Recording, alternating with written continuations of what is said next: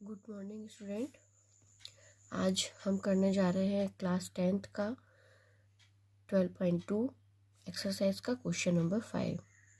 Okay student, देखिए question क्या है। क्वेश्चन है, त्रिज्या 21 सेंटीमीटर वाले वृत्त का एक चाप केंद्र पर 60 डिग्री का कोण अंतरित करता है, ज्ञात कीजिए। नंबर पहला, चाप की लंबाई। सबसे पहले हमको चाप की लंबाई ज्ञात करना है।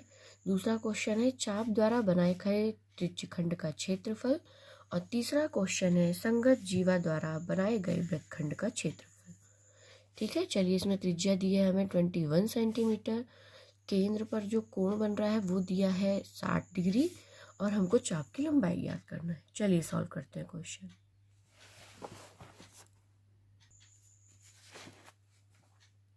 देखिए हम पहले सबसे पहले एक सर्कल बनाते हैं। सर्कल में हमको एक त्रिज्या दी हुई है, ठीक है, ये है हमारा ओ, और जो त्रिज्या दी है वो ये, इन त्रिज्या की लेंथ हमको दी है 21 सेंटीमीटर, और सर्कल के सेंटर पे जो मतलब केंद्र में जो एंगल बन रहा है वो हो जाएगा हमारा 60 डिग्री एंगल।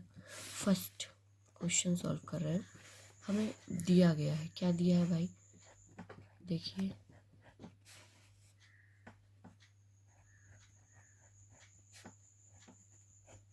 दिया गया है त्रिज्या r बराबर 21 सेंटीमीटर, और हमको इसमें ज्ञात करना है, सबसे पहला क्वेश्चन जो था उसमें ज्ञात करना है चाप की लंबाई।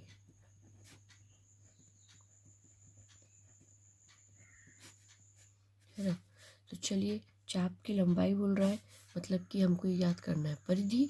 तो परिधि का फॉर्मूला, जब चाप दिया हो तब क्या होता है, थीटा बटे 360 डिग्री इंटू 2πr।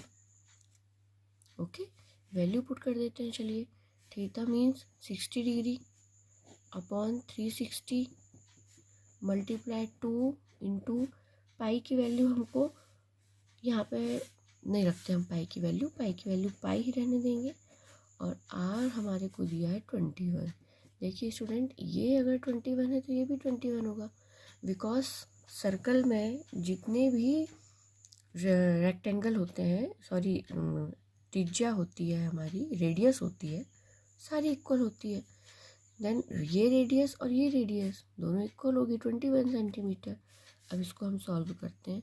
0 0 6 1 जा 6 एकम 6 और 6 3 36, 2 एकम 2 2 तिया 6, 3 एकम 3 और 3 सत्ते, मतलब यहाँ से हमारा जो आया सब कुछ कैंसिल होने के बाद वो आता है हमारा 7 पाई सेंटीमीटर। अब चूँकि हमको चाप की लंबाई याद करना है तो पाई तो रखना ही होगा, तो अब हम यहाँ रख रहे हैं पाई की वैल्यू। तो 7 इंटू 22/7, 7 कैंसिल हो गया, आ गया 22 सेंटीमीटर। ये है हमारे चाप की लंबाई।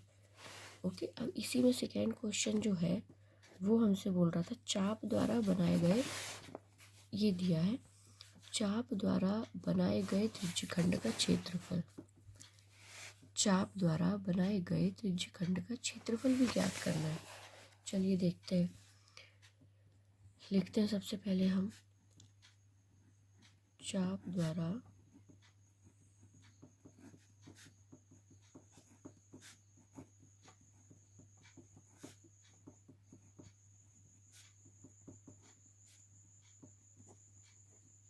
क्षेत्रफल। चलिए सबसे पहले इसमें अब क्षेत्रफल बोल रहा है तो फॉर्मूला क्या लगेगा, theta upon 360 multiply pi r square. Theta means कितना है, हमारे को 60 दी हुआ है, 60 अपॉन 360 मल्टीप्लाई पाई की वैल्यू, इसमें हम यहीं पे सब कुछ राइट कर रहे हैं वैल्यू। आर दिया है हमारे को 21/1, 7 1 जा और 7 3 जा 0 0, 6 1 जा 6 6 जा, 3 एकम 3 दूनी 6, 2 एकम 2 एकम 2 एकम। मतलब अब यहाँ पे कुछ भी नहीं बचा हमारे पास, इतना ही बचा है। आर स्क्वायर था, मीन्स 821 और राइट करो। तो अब हमारे पास यहाँ हुआ 11 इंटू 21। अब यहाँ हम इसका मल्टीप्लाई, 11 वन ज़ा 11, कैरी 1, 11 टू ज़ा 22 और 1 इज़ 23 सेंटीमीटर एरिया था, मीन्स स्क्वायर, क्षेत्रफल था यहाँ पे, मतलब स्क्वायर। अब इसका ये हो गया हमारा सेकेंड, इसका आंसर आ चुका। चाप द्वारा बनाए गए त्रिज्य खंड का क्षेत्रफल है 231 सेंटीमीटर स्क्वायर। अब हमें जो इसका थर्ड क्वेश्चन दिया है स्टूडेंट, देखिए थर्ड क्वेश्चन बोल रहा है वो, संगत जीवा द्वारा बनाए गए वृत्तखंड का क्षेत्रफल, जीवा द्वारा बनाए गए वृत्तखंड। चलिए फाइंड क्या करना है हमको, क्वेश्चन है हमारा संगत जीवा द्वारा बनाए गए वृत्तखंड का हमको क्षेत्रफल फाइंड करना है। तो यहाँ भी क्षेत्रफल बोल रहा है और क्या बोल रहा है, देखिए संगत जीवा द्वारा जो क्षेत्रफल बनेगा, मतलब कि चलिए संगत जीवा द्वारा बनाए गए वृत्तखंड का क्षेत्रफल, इसमें हमको क्या ज्ञात करना है स्टूडेंट, देखिए ये वाला पोर्शन फाइंड करना है, ये इस वृत्तखंड का क्षेत्रफल कितना होगा। तो इसके लिए देखिए हमने अभी फाइंड किया चाप द्वारा बनाया गया, मतलब इस चाप के द्वारा जो बनाया गया त्रिज्य खंड का क्षेत्रफल है, त्रिज्य खंड का क्षेत्रफल वो हमने फाइंड कर लिया। अब हमको फाइंड करना है वृत्तखंड, तो हम सबसे पहले फाइंड कर लेते हैं त्रिभुज का क्षेत्रफल।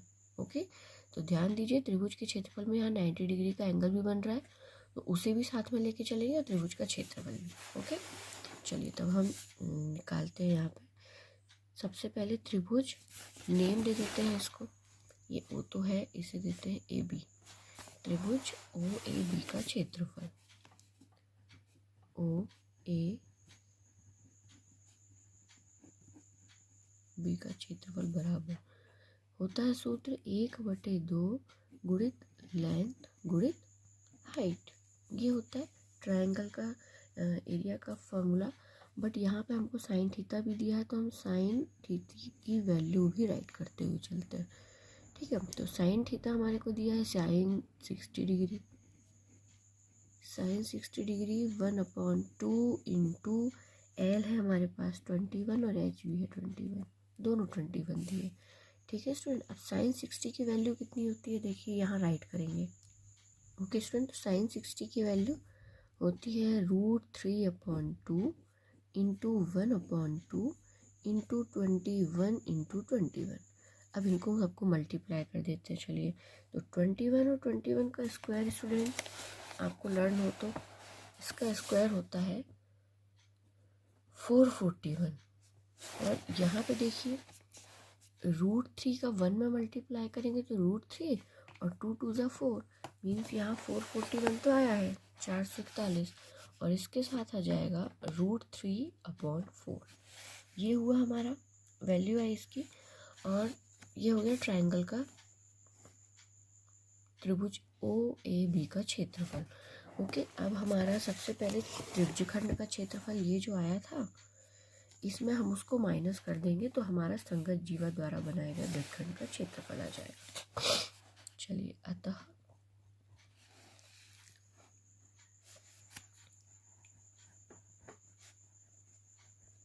चाप द्वारा बनाए गए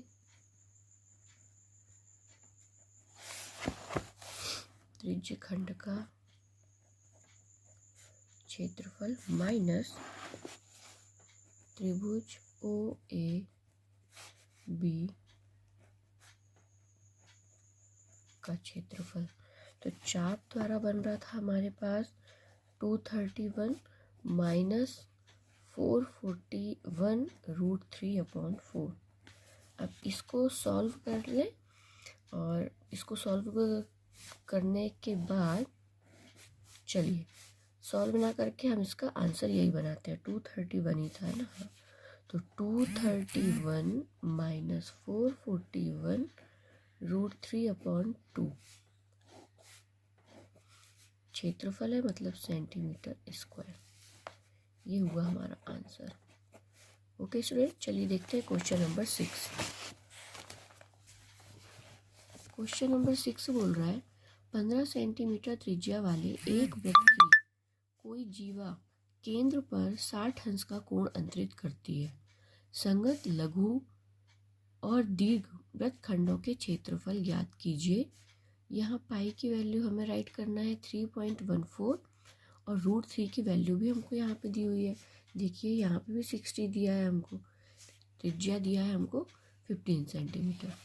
ओके स्टूडेंट, चलिए क्वेश्चन नंबर 6 में हमको दिया गया है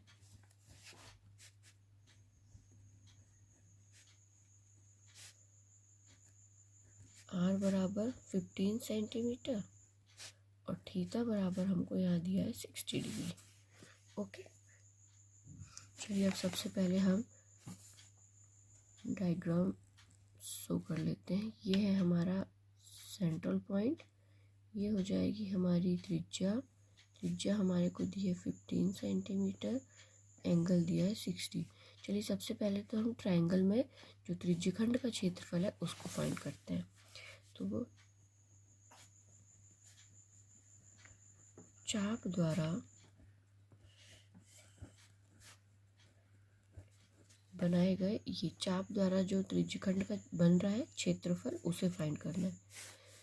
इसे भी नाम दे देते हैं, बाद में देना ही पड़ेगा। बनाए गए त्रिज्यखंड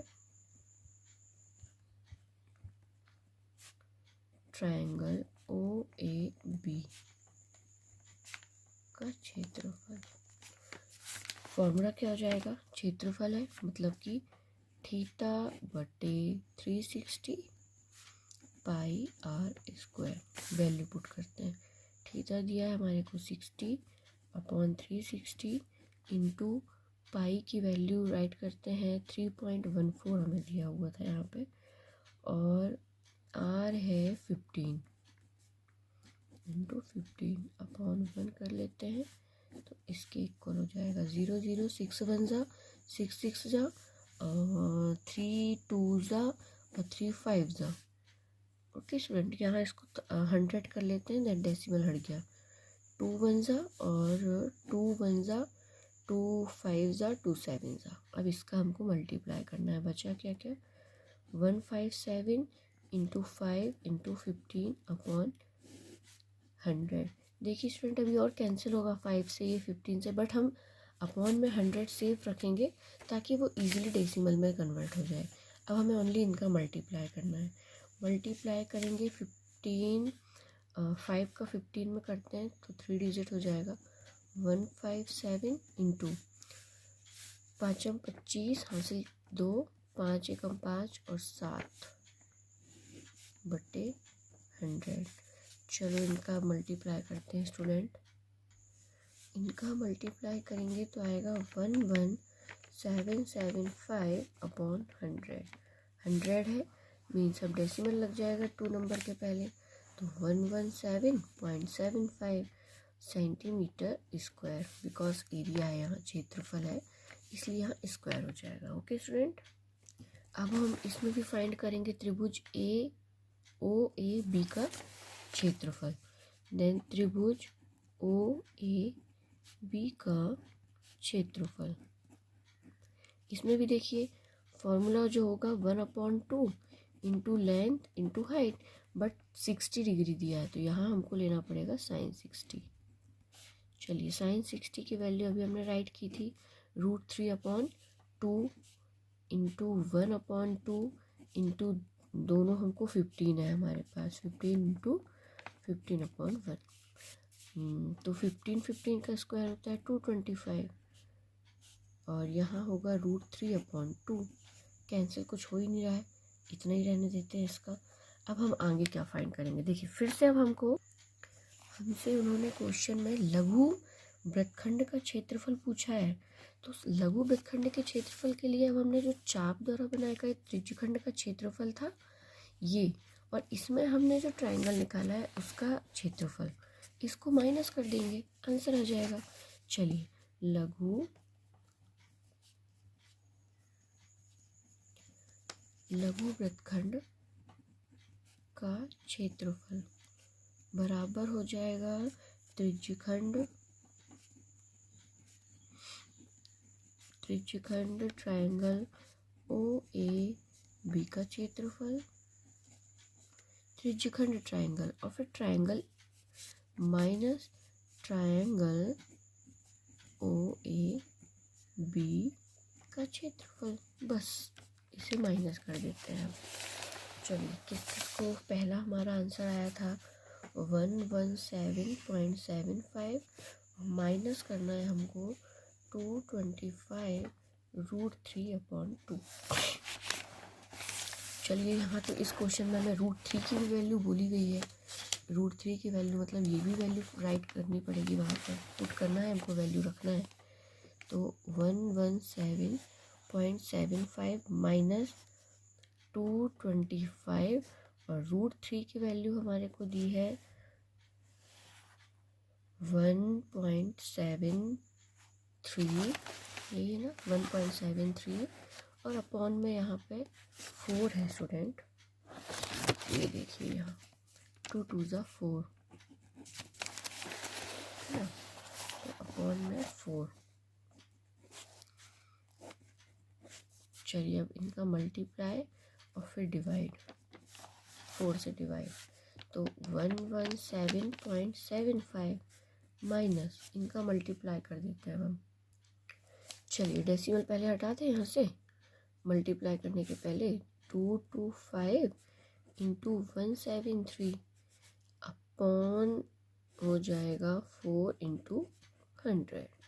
अब इन दोनों का मल्टीप्लाई, तो मल्टीप्लाई करने में आएगा 38925 अपॉन 4 इंटू 100 ही रहने देते हैं।